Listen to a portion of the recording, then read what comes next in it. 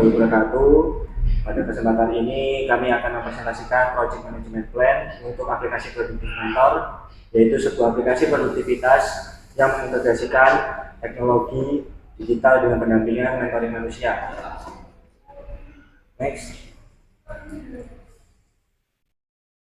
Latar belakang proyek ini berangkat dari permasalahan umum yang dialami banyak individu, yaitu kesulitan mengelola aktivitas kuliah, pekerjaan, dan pengembangan diri secara bersamaan. Selain itu, sebagian besar aplikasi produktivitas saat ini hanya berfokus pada pencatatan tugas tanpa adanya pendampingan.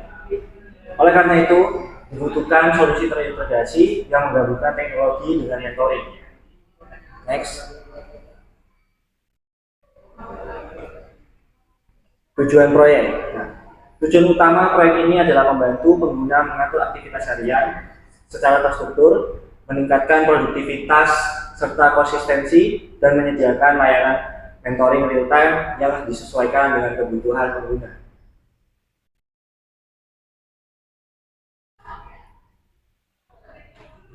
Gambaran umum aplikasi. Produktif Mentor merupakan aplikasi manajemen produktivitas yang mengintegrasikan manajemen tugas dan proyek.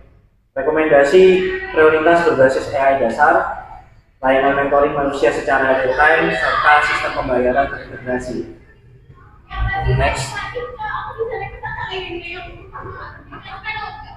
Project scope-nya adalah ruang lingkup proyek dibutuhkan pada pengembangan diri berbasis web dan mobile.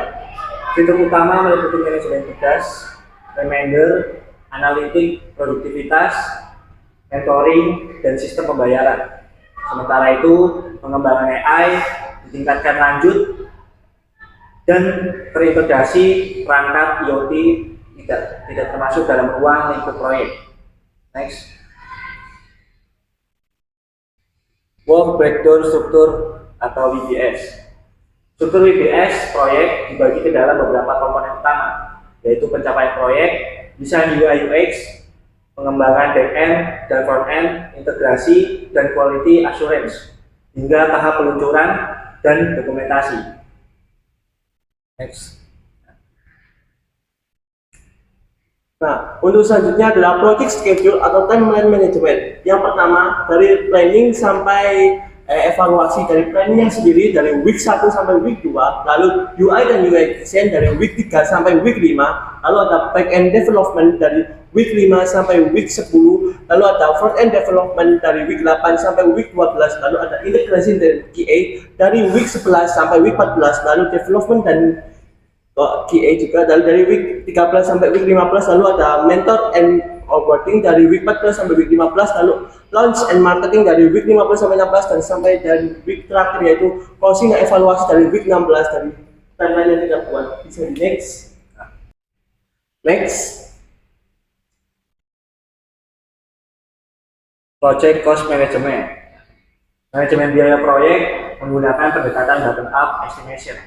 Total estimasi biaya proyek sebesar 228.500.000 yang mayoritas dialokasikan untuk biaya sumber daya manusia.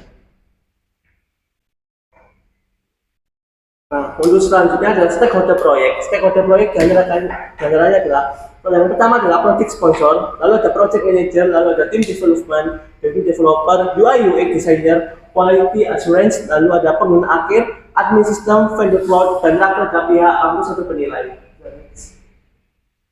Power interest grid. Jadi pertama adalah manage closely dari project sponsor dan project manager, lalu ada keep satisfied pengguna dari pengguna akhir dan pihak kampus, dan keep informed development dari lalu ada UI UX dan QA admin, dan terakhir adalah monitor dari vendor cloud. Next. Lalu ada project quality management. Manajemen kualitas difokuskan pada yang pertama adalah kualitas fungsional sistem, lalu ada kualitas teknik, performa dan keamanan, dan kualitas pengalaman UX. Pengujian dilakukan melalui unit testing, integrasi testing, performance testing, security testing, and user acceptance testing UIA. Next. Lalu ada Regi Matrix. Untuk Tematiknya adalah misalnya kita require system dari sponsor I itu berarti informan hanya diberi informasi saja. Lalu untuk A kita jelaskan accountable, lalu penanggung jawab akhir, lalu R analyze dari responsible yang mengerjakan. Mungkin dari ini bisa kita lihat yang memiliki peran penting yang bagian mengerjakan dari yang art, lalu rekrutmen sendiri dikerjakan oleh analis, lalu sistem desain dikerjakan oleh UI UX, lalu UI UX prototypes dikerjakan oleh UI UX juga, lalu front end development dikerjakan oleh front end, lalu back end development dikerjakan oleh back end, API integration dijalankan oleh front end dan back end, lalu testing dan QA dijelaskan oleh QA-nya, lalu UI user acceptance dijelaskan oleh mengucapkan oleh QA, lalu project closing dijalankan oleh PM-nya sendiri. Jadi next. Lalu ada project komunikasi manajemen. Jadi yang pertama adalah untuk mengatur alur komunikasi agar informasi proyek disampaikan dengan jelas dan tepat waktu. Lalu komunikasi strategis antara project sponsor dan project manager. Lalu komunikasi manajerial antara project manager dan tim project. Lalu komunikasi teknis antara tim pengembang QA and DevOps untuk integrasi sistem pengujian, perbaikan bug dan development. Lalu media komunikasi meliputi meeting online, aplikasi pesan, dan tools manajemen proyek, lalu bertujuan untuk meningkatkan koordinasi tim, mengurangi komunikasi, dan memastikan proyek berjalan sesuai rencana. Next. Lalu project risk management. Ini adalah risiko yang mungkin kita jalankan dalam proyek ini. Yang pertama adalah keterlambatan penggunaan requirement. Lalu ada perubahan scope project. Lalu ada yang ketiga ada kendala integrasi payment. Yang keempat ada bug kritis menjelang launching. Dan yang terakhir ada kinerja server yang tidak optimal.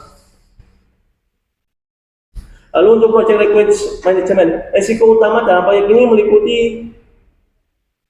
ini sudah sama yang seperti yang saya sampaikan tadi, bisa dilihat saja. Sebagai penutup, proyek produktif mentor dirancang secara terstruktur menggunakan prinsip project management untuk menghasilkan MVP aplikasi yang siap digunakan. Dengan integrasi teknologi, AI dasar, dan mentoring manusia, aplikasi ini diharapkan mampu meningkatkan produktivitas pengguna secara efektif dan berkelanjutan. Sekian, terima kasih.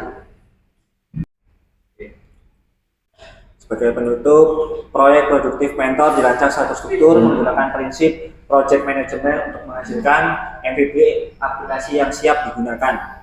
Dengan integrasi teknologi, AI dasar, dan mentoring manusia, aplikasi ini diharapkan mampu meningkatkan produktivitas pengguna secara efektif dan berkelanjutan. Next. Nah, implementasi mockup aplikasi akan dijelaskan oleh rekan saya, Arifin. Baik, sebelumnya perkenalkan nama saya Ahmad Solar Arifin. Di sini saya akan mendemonstrasikan dari mockup mentoring, yaitu dengan produktif mentor. Yang dimana ini adalah tampilan awal yang isinya itu ada email dan password. Jika sudah memiliki akun, maka kita bisa masuk menggunakan akun.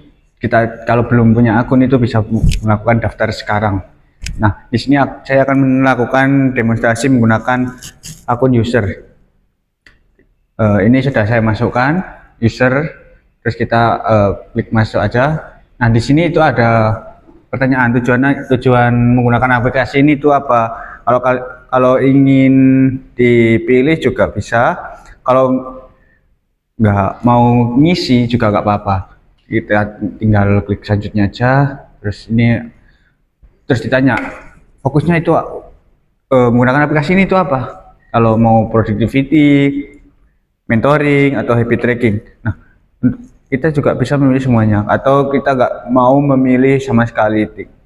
Terus kita mulai aja, atau bisa kita juga lewati. Kita mulai. Nah, di sini adalah tampilan awal dashboard, yang dimana itu isinya ya, ada teks hari ini atau tugas hari ini tuh ada 8, yang dimana yang sudah selesai itu ada 3, jadi 3/8. Terus ada jadwal juga, ada streak, ada produktivitas, ada juga bisa nambah teks baru, terus juga cari mentor. Terus ada juga ini adalah tugas hari ini yang harus diselesaikan, dan juga ada progres mingguan. yang dimana progres mingguan ini dihitung dalam 1 minggu, yang dimana itu ada 40 tugas, tapi yang sudah selesai itu baru 15 tugas. Nah, di sisi kanan ini ada juga, kanan atau kiri ini juga ada task, kalender, analitik, AI recommendation, find mentor, chat, dan transaction. Dan juga ada siapa yang masuk. Tadi kan saya pakai akun user, jadi ini namanya user. Terus juga ada logo juga. Kita masuk ke task.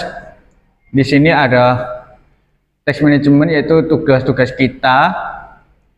Jadi ini itu bisa dicentang juga. Nah, ini bisa memfilter juga to do. Kalau sudah selesai kita bisa centang juga, dia akan hilang. Ini ada tugas yang masih dalam progres. Jika sudah selesai dia akan masuk ke done. Ini adalah tugas-tugas yang sudah selesai. Terus ada kalender juga, yang dimana ini adalah jadwal-jadwal kita untuk melakukan mentoring, ada deadline, olahraga, atau sebagainya. Ada juga analitik dari kita pada bulan ini, ternyata itu sudah bagus kayak gitu. Dari Senin itu tugasnya ada 8, yang sudah selesai itu ada 5, dan seterusnya sampai minggu, yang dimana ini adalah tren bulanannya. Yang di week 1 itu tugasnya ada 28, week 2 itu 35, dan seterusnya. Nah, di mana di sini juga ada distribusi kategori, yang dimana itu ada kerja, kesehatan, habit, kuliah. Yang dimana itu tugas ini yang paling banyak itu berarti adalah tugas kerjaan. Yang dimana itu sangat-sangat relevan lah sama kita, yang dimana itu entah bekerja, entah itu bekerja sama kuliah, dan juga kerja saja, dan juga ada insight produktivitas, yang dimana waktu paling produktif kita itu dimulai dari jam berapa. Yang ternyata itu ada, kita produktif itu dimulai dari jam 2 sampai jam 5. Yang dengan kategori favorit kita ya kerja kayak gitu. Dan rata-rata penyelesaian itu 1,5 hari. Nah, untuk habit stick-nya sendiri ini adalah kita melakukan tugas itu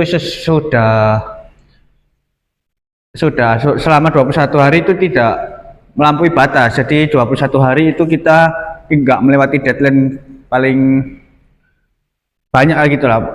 Terus ada juga AI rekomendasi, yang dimana AI rekomendasi ini adalah merekomendasikan tugas-tugas yang harus kita kerjakan terlebih dahulu. Contohnya ya 3 tugas akan deadline dalam 2 hari, ini itu bisa kita kerjakan setelah 1 tugas sudah melewati deadline. Ini harus dikerjakan terlebih dahulu. Terus ada juga prioritas saat ini.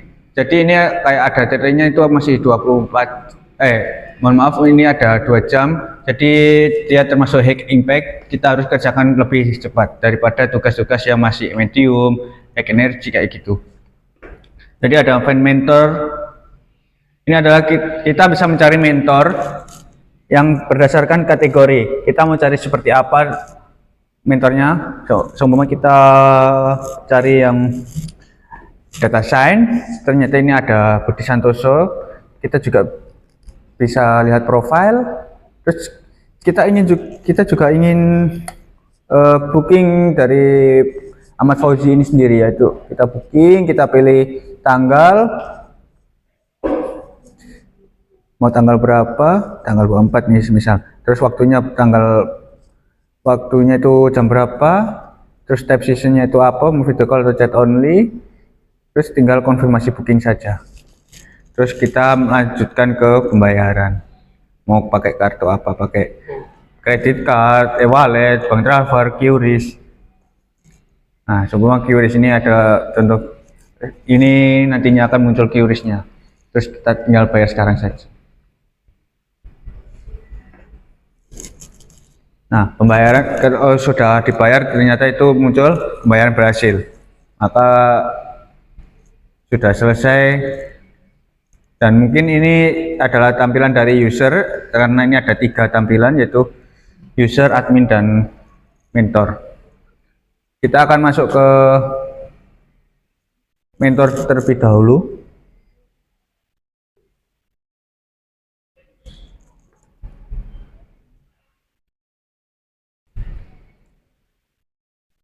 Nah, selanjutnya itu ada mentor yang dimana menggunakan akun mentor @tes.com. Ini adalah akun yang sudah dibuat untuk mentor, akun demo. Kita tinggal masuk aja dan ternyata ini adalah dashboard dari mentornya. Yang ini ada pendapatan dan juga mingguan, jadwal mingguannya. Terus ada juga ini view all, ini semuanya. Ini adalah orang-orang yang memesan atau mau ke bimbingan kayak gitu. Terus juga ada rating dari orang-orang, terus ada main schedule, message, earning, pendapatan juga ada. Terus ini ada juga chat juga dari, mungkin kita hanya chat saja, terus mungkin kayak gini. Terus schedule ini adalah schedule yang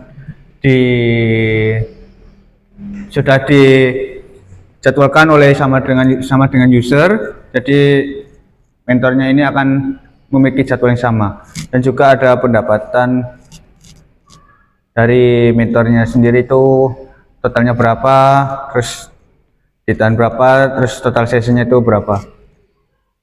Mungkin tampilan dari mentor cukup itu. Terus yang terakhir itu ada admin, yang dimana itu admin adalah yang bisa membuka membuka dashboard dari mentor, juga dari user. Itu bisa juga tambahan fitur-fitur lain, itu nanti admin yang bisa mengakses semuanya. Mungkin cukup presentasi dari demonstrasi aplikasi produktif mentor. Cukup sekian, terima kasih. Wassalamualaikum warahmatullahi wabarakatuh.